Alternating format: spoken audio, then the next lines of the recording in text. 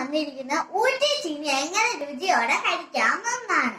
ഊറ്റി ചീനി എന്ന് പറയുമ്പോൾ നിങ്ങൾക്കൊരു സംശയം കാണും. എന്നാൽ എന്ന് വെച്ചാൽ ചീനി നൈസായിട്ട് അരിഞ്ഞിട്ട് തിളപ്പച്ചതിന് ശേഷം ആ ചൂടുവെള്ളം ഊറ്റി കളഞ്ഞിട്ട് പച്ചവെള്ളം ഒഴിക്കണം.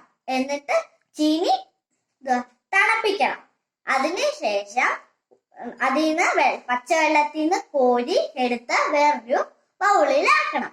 അതാണ് ഈ ഊറ്റിയ ചീനി. അതിന് ചേരുവ ഉപ്പിടണം.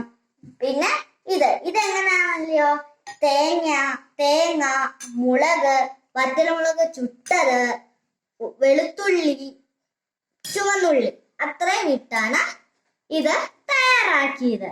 ഇത് നമുക്ക് ആദ്യം ഉപ്പിടണം.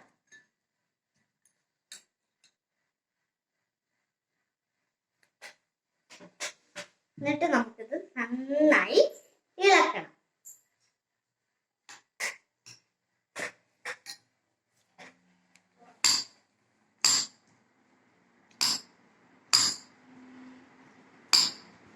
ഉപ്പിട്ട് നമ്മൾ നന്നായി ഇളക്കി.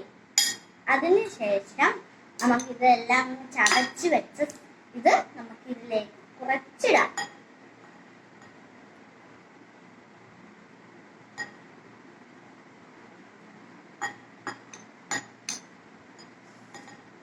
ഇത് നമുക്കൊന്നും കൂടെ ഇതിട്ട് നന്നായിട്ട്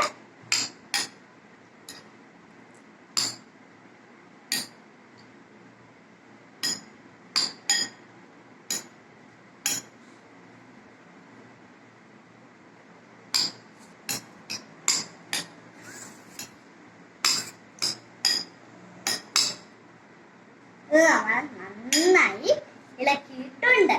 ഇനി നമുക്കിത് നല്ല ടേസ്റ്റ് ആയിരിക്കും. നമുക്കൊന്ന് ടേസ്റ്റ് ചെയ്യാലോ.